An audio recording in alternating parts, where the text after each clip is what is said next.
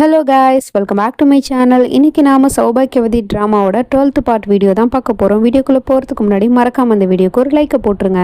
Last பார்ட்டில் நம்ம psycho புருஷன் பாம்பு கடிச்சு இறந்து போயிட்டானே அப்படின்னு நம்ம ஹீரோயினி அப்படியே உட்காந்துருப்பா. அவனை எழுப்புறதுக்காக மூச்சு வருதா அப்படின்னு சொல்லி டெஸ்ட் பண்ணி பார்ப்பா. அப்போ தான் அவன் டக்குன்னு முழிப்பான். என்ன பேபி பயந்துட்டியா? உன் புருஷன் சாகலை, இங்கே பாரு உயிரோட தான் இருக்கேன் அப்படின்னு சொல்லிட்டு அப்படியே டான்ஸ் ஆடிக்கிட்டு இருக்கான். நான் வச்ச டெஸ்ட்டில் நீ பாஸ் ஆகிட்ட பேபி, நான் திரும்பவும் உனக்கு டெஸ்ட்டு தான் வச்சேன். இந்த மாதிரி ஒரு நிலைமையில உன்னோட புருஷனை விட்டு நீ போறியா இல்லை உன் புருஷன் கூட இருக்கிறியான்னு பார்க்கறதுக்காக தான் நான் இப்படி ஒரு டெஸ்ட்டை வச்சேன். ஆனால் நான் வச்ச நம்பிக்கையை நீ காப்பாத்திட்ட. நான் நம்பின மாதிரியே நீ என் கூடவே இருந்துட்ட baby. I love you so much அப்படின்னு சொல்லிட்டு சந்தோஷப்பட்டு பொண்டாட்டி ஹக் பண்ணிட்டு நிற்கிறான். இவளுக்கு ஒன்றும் புரியல, என்னடா நடக்குது இங்கே? அப்போ உண்மையிலே நீ திரும்பவும் என்னை வச்சு ட்ராமா தான் பண்ணியிருக்கல அப்படிங்கிற மாதிரியே பார்த்துட்டு இருக்கா. அவனும் சொல்கிறான், என்னோட பொண்டாட்டியா நான் உன் மேலே வச்சிருக்க நம்பிக்கையை நீ காப்பாத்திட்ட. ஆனால் என்னோட அம்மா இந்த பாரு இந்த பொம்பளை இந்த மாதிரி பையன் உயிருக்கு போராடிட்டு இருக்கானேன்னு காப்பாற்ற கூட இல்லை. அவள் என்ன பண்ணா பார்த்தில்ல, நீதாம்மா இந்த உலகத்துல பெஸ்ட்டு அப்படின்னு சொல்லிட்டு ரொம்ப சந்தோஷப்பட்டு பேசிகிட்டு இருக்கான். ஆனால் காதில் போய் சொல்கிறான், நீ பண்ண தப்புக்கு ஒன்றை நான் மன்னிச்சிட்டேன், உனக்கு நான் டெஸ்ட்டு வச்சேன், அதில் நீ பாஸ் ஆகிட்ட. ஆனால் உன் தம்பி பண்ண தப்பை நான் என்றைக்குமே மன்னிக்க மாட்டேன். அவன் பண்ண தப்புக்கான தண்டனை அவனுக்கு நிச்சயமாக கிடைக்கும் அப்படின்னு சொல்கிறான். இவன் அப்படியே முழிச்சுக்கிட்டு இருக்கா, என்ன பண்ண போகிறான்னு தெரியலையே அப்படிங்கிற மாதிரி. அடுத்த செகண்டே ஒரு டார்க் ரூம் கழிச்சிட்டு வந்து பொண்டாடிக்கிட்ட சொல்லிக்கிட்டு இருக்கான், உன் தம்பி பண்ண காரியத்துக்கு இப்போ அவனை ஏதாவது நான் பண்ணணுமே. ஒரு எக்ஸாம்பிளுக்கு சொல்கிறேன்னு வச்சுக்கோ. இப்போ உன் தம்பி ரோட்டில் நடந்து போயிட்டு இருக்கான்னு வச்சுக்கோ. அப்போ அவனை துரத்திக்கிட்டே ஒரு 4-5 கிட்னாப்பர் வராங்க. அவங்க கிட்னாப் பண்ணிட்டு வந்து உன் தம்பியை என்கிட்ட வந்து ஒப்படைச்சா நான் என்ன பண்ணலாம் சொல்லு அப்படின்னு சொல்லிட்டு கேட்குறான். உடனே இவளும் அவன் அப்படியே பண்ணிடுவான் போல அப்படின்னு சொல்லிட்டு காலில் விழுந்து கெஞ்சி கதறா. என் தம்பியை எதுவும் பண்ணிடாதீங்க, அவன் ஏதோ சின்ன பிள்ளைத்தனமாக ஏதோ பண்ணிட்டான், அவன் சின்ன பையங்க, நான் அவங்க காலில் வேணா விழுகிறேன், அவனை எதுவும் பண்ணிடாதீங்க அப்படின்னு சொல்லிட்டு கெஞ்சிக்கிட்டு இருக்கா. ஆனால் அவன் கன்வின்ஸ் ஆகுற மாதிரி தெரியல. எனக்கு கன்வின்ஸ் ஆகல சியா, வேற ஏதாவது ட்ரை பண்ணு அப்படின்னு சொல்கிறான். உடனே அவளும் சரி நான் என்ன பண்ணா நீங்கள் என் தம்பியை விட்டுருவீங்க, வேணும்னா நான் அந்த வீடியோவை டெலிட் பண்ண சொல்லவா அப்படின்னு சொல்லிட்டு கேட்குறா.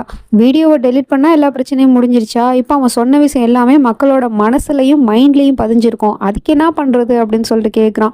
வேணும்னா நான் வேணா அந்த வீடியோவை டெலிட் பண்ணிட்டு அதுக்கு பதிலாக அவன் பேசினது எல்லாமே தப்பு தான், மன்னிப்பு கேட்குற மாதிரி ஒரு வீடியோ போட சொல்லவா, நீங்கள் ரொம்ப நல்லவர் வல்லவர்னு நான் சொல்லவா அப்படின்னு சொல்லிட்டு கேட்டால், இது குட் ஐடியா, அதை ஃபஸ்ட்டு போய் பண்ணு அப்படின்னு சொல்லிட்டு பொண்டாட்டியை அனுப்பி வைக்கிறான். அவளும் போகிறா. அதுக்குள்ளே இங்கே தம்பிக்காரனும் உண்மையாகவே யாரோ 4-5 பேர் வந்து கிட்னாப் பண்ண வராங்க. அவனும் ஓடுறான், இவனுங்களும் ஓடி வரானுங்க. அப்போ அந்த இடத்துக்கு ஹீரோயின் கூட ஒன்னா படிச்சான்ல காலேஜில், அவனும் வந்துடுறான். அவன் வந்து தம்பிக்காரனை காப்பாத்துறதுக்குள்ள தம்பியை வேனில் தூக்கி போட்டு போயிட்டே இருக்கிறானுங்க. அந்த பக்கம் பொண்டாட்டியை அனுப்பி வச்சுட்டு இவன் ஏன் அப்படி பண்ணான்னு தெரியல. நம்ம ஹீரோயினி நேராக வீட்டுக்கு வரா. வந்து எங்க அவன் அப்படின்னு சொல்லிட்டு கேட்டுட்டே இருக்கா. யாரம்மா கேட்குற அப்படின்னு சொல்லிட்டு கேட்டா, தம்பியை தான் கூப்பிடுறேன், எங்க அவன் போனா, அவனை இப்பயே கூப்பிடுங்க அப்படின்னு சொல்லிட்டு சொல்றான். ஆனா அவன் இங்க இல்லை அப்படின்னு சொல்றா தங்கச்சிக்காரி. எங்க போனா, இப்போ அவனுக்கு ஃபோன் பண்ணு அப்படின்னு சொன்னா நான் ஃபோனும் ஆல்ரெடி பண்ணிட்டேன்க்கா, ஆனா அவன் எங்க போனானே தெரியல அப்படின்னு சொல்லிட்டு இருக்கா. அதெல்லாம் இந்த பக்கம் தங்கச்சிக்காரியோட ஃபோனை ஹேக் பண்ணிட்டு ராகவ் பார்த்துக்கிட்டு இருக்கான். இவன் என்ன பண்ணுறா ஏது பண்ணுறான்னு சொல்லிட்டு.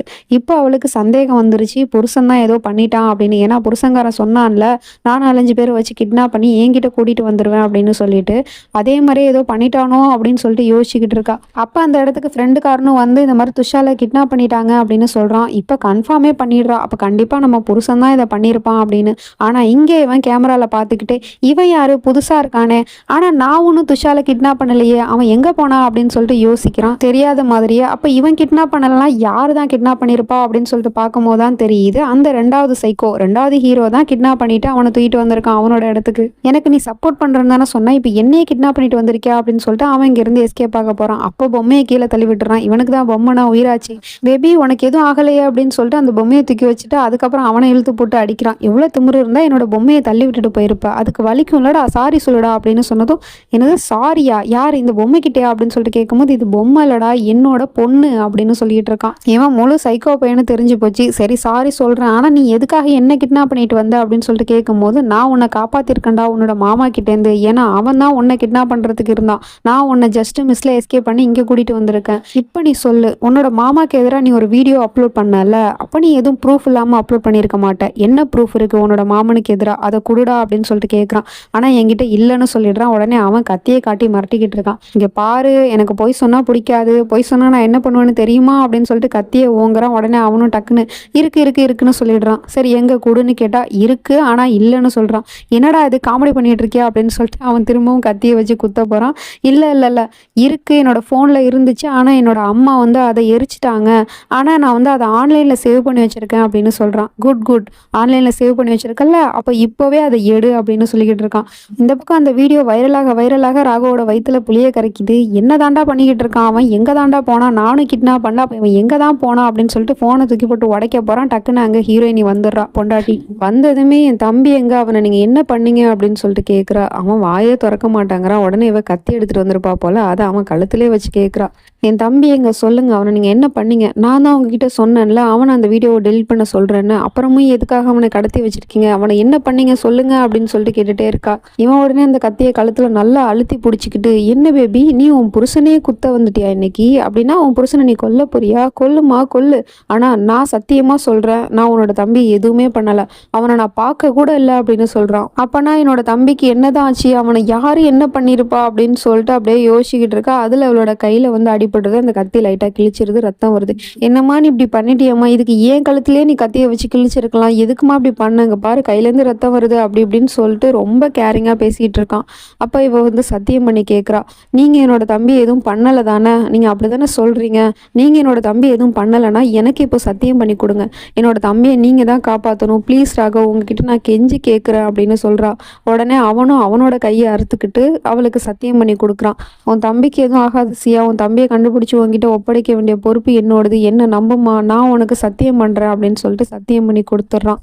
இவளும் அவனை முழுசா நம்புறா. அப்போ இவனுக்கு ஒரு மெசேஜ் வருது. அது என்னடா அப்படின்னு சொல்லிட்டு ஓப்பன் பண்ணி பார்க்கும்போது தம்பிக்கார ஒரு எவிடன்ஸ் வச்சிருந்தான்ல, அந்த வீடியோ இங்கே ப்ளே ஆகிட்டு இருக்கு. ஹீரோயினி கழுத்தில் கத்தியை வச்சு மிரட்டிட்டு இருப்பான்ல, அந்த வீடியோவை அனுப்பி வச்சுட்டு கேம் ஓவர்னு வேற அனுப்பி வச்சிருக்காங்க. இதை பார்த்ததுமே அவன் புரிஞ்சுக்கிறான். இப்போ இதுக்கெல்லாம் பின்னாடி யார் இருக்கான்னு தெரிஞ்சு போச்சு அப்படிங்கிற மாதிரி யோசிக்கிறான். இந்த பக்கம் அந்த விராஜ் என்ன பண்ணுறான்னா ப்ரெஸ் மீட்டை வச்சு அங்கே இருக்கிற எல்லாருக்கிட்டையும் சொல்லிக்கிட்டு இருக்கான், ராகவ் வந்து டொமஸ்டிக் வயலன்ஸ் யூஸ் பண்ணுறான், அதுவும் அவனோட மனைவி மேலே, இதை நம்ம உடனடியாக தடுக்கணும், அவனை பிடிச்சி ஜெயிலில் போடுங்க அப்படிங்கிற மாதிரிலாம் பேசிட்டு இருக்கான். அதுல ஒருத்தவன் எழுந்திரிச்சு கேட்கறான், ஆனா ஒரு காலத்துல நீங்களே உங்க மனைவி மேல அதைத்தானே பண்ணீங்க அப்படிங்கிற மாதிரி கேட்கறான். நானும் பண்ணேன் தான், இல்லைன்னு சொல்லலையே, அதுக்கு தான் நான் ஜெயிலுக்கு போயிட்டு வந்தேனே, ஜெயிலுக்கு போயிட்டு வந்து இப்போ நான் கம்ப்ளீட் நல்ல மனுஷனா மாறி பொது சேவை செஞ்சிட்டு இருக்கேன், அதனாலதான் என்னால இதெல்லாம் தாங்கிக்க முடியல, ப்ளீஸ் நீங்க அவன் மேல ஆக்ஷன் எடுங்க, அவனை பிடிச்சி ஜெயில போடுங்க சார் அப்படிங்கிற மாதிரிலாம் பேசிட்டு இருக்கான். இவன் பேசின வீடியோ பயங்கர வைரல் ஆயிடுது. அதை அந்த போலீஸ்காரனும் பார்த்துவிட்டு இப்போ அந்த ராகவ் மேல நம்ம ஆக்ஷன் எடுக்கலன்னா நம்ம வேலைக்கே உழ வச்ச மாதிரி போயிடுமே அப்படிங்கிற மாதிரி யோசிக்கிறான். அதே சமயம் இந்த பக்கம் அந்த ராகவ் பயிலும் வீட்டில் நான் சியா கூட கத்தியை காமிச்சு மிரட்டின வீடியோ எப்படி வெளியில் தெரிஞ்சிச்சு, வெளியில் இருக்கிறவங்களுக்கு எப்படி அந்த வீடியோ லீக் ஆச்சு அப்படின்னா, அப்போ இந்த பொம்மையில தான் இந்த விஷயம் இருக்குது, அப்போ இந்த பொம்மையில் ஏதோ இருக்குது அப்படின்னு சொல்லிட்டு, ஹாய் டால் எப்படி இருக்க, நல்லா இருக்கியா, ஆனால் உங்ககிட்ட கெட்ட ஸ்மெல்ல வர மாதிரி இருக்கு, இரு நான் உனக்கு பர்ஃப்யூம் அடிச்சு விடுறேன் அப்படின்னு சொல்லிட்டு பர்ஃப்யூம் அடிச்சு விடுறான். அதுக்கப்புறம் அவனோட லைட்டரை எடுத்து அப்படியே அந்த பொம்மையை பற்ற வைக்க போகிறான். அதுக்குள்ளே ஃபோன் வருது. இவனுக்கு கால் பண்ணுறது யாரு, விராஜ் டோப்ராயில் தான். அவன் கால் பண்ணி இப்போ நான் உன்னை உடனே பார்க்கணும், நீ இடத்துக்கு வா அப்படின்னு சொல்கிறான். உன் இஷ்டத்துக்குலாம் என்னால் வர முடியாது, கூப்பிட்டோன்னே வரதுக்கு நான் என்ன உன் பொண்டாட்டியான்னு சொல்லிட்டு கேட்குறான். பொண்டாட்டி இல்லை தான், பட் உன்னோட குடும்பி என் கையில் இருக்குது, அதனால நீ வந்து தான் மாப்பிள்ள ஆகணும் அப்படிங்கிற மாதிரி பேசினதும் இவனும் அவன் சொன்ன இடத்துக்கு அவனோட அடியால் அதான் அந்த போலீஸ்காரனை கூட்டிகிட்டு போகிறான்.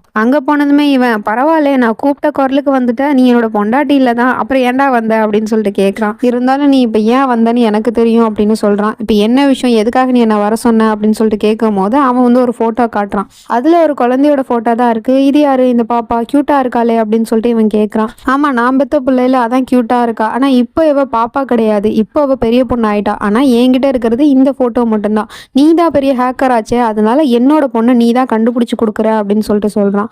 சரி ஓகே, இதெல்லாம் எனக்கு அசால்ட்டான மேட்ரு, நான் கண்டுபிடிச்சி தரேன், ஆனா இதனால எனக்கு என்ன கிடைக்கும் அப்படின்னு சொல்லிட்டு கேட்குறான். நான் என்ன பண்ணணும்னு சொல்லிட்டு கேட்கும்போது என்னோட மச்சனை நீ தான் பிடிச்சி வச்சிருக்க, அவனை நீ என் கூட அனுப்பி வச்சிடணும் அப்படின்னு சொன்னதும் சரி ஓகே டீல்னு அவனும் சொல்லிடுறான். இவனும் அந்த பொண்ணை தேடுறதுக்காக போயிடுறான். ஆனா நமக்கு ஒரு விஷயம் புரியல, இந்த விராஜ் டோப்ராயிலுக்கு பொண்ணு இருந்தா அந்த பொண்ணு இவங்கிட்ட தானே இருக்கணும், அதை விட்டுட்டு எங்கேயோ இருக்கு அப்படிங்கிற மாதிரி சொல்றானே, என்ன ஏதுங்கிறத நம்ம வெயிட் பண்ணி தான் பார்க்கணும். இந்த வீடியோ பிடிச்சிருந்துச்சுன்னா மறக்காம ஒரு கமெண்ட் பண்ணுங்க. தேங்க்ஸ் ஃபார் வாட்சிங். Bye friends.